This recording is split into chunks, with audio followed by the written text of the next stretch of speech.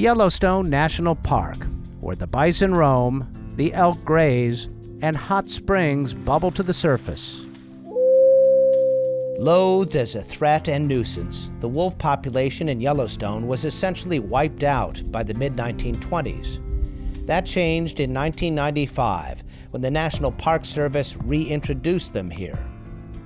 So, 20 years on, how has the Yellowstone ecosystem responded to the return of the wolves?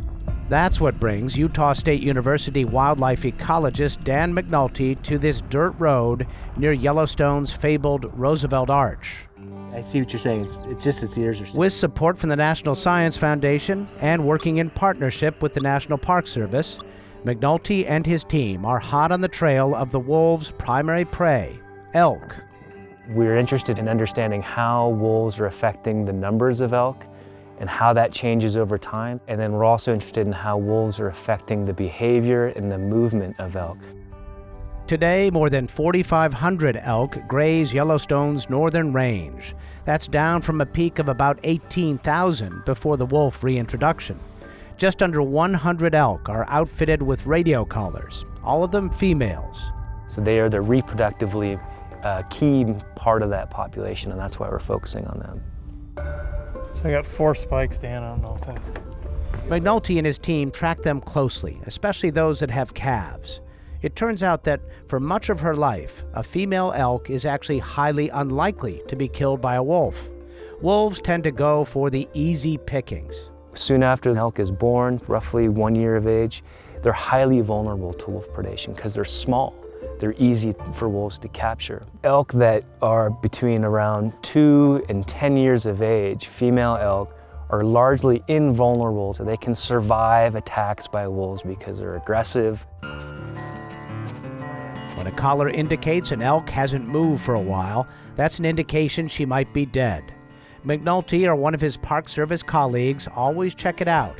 If a wolf killed her, they want to know.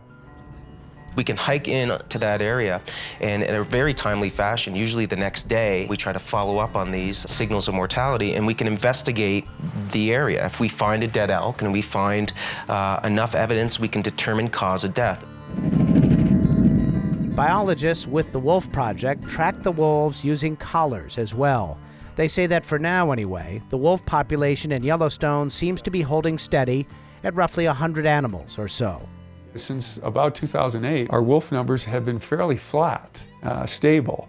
And so how long is that going to last? I think where we're at now is pretty much what we expected 20 years ago. And unless there's some kind of major change, of course climate change is a huge wrench in everything, we think this could be some kind of long-term equilibrium. And MacNulty's research so far suggests the elk population may have stabilized for the time being, too. So there's all kinds of natural breaks on the predation process that prevents what we would refer to as runaway predation.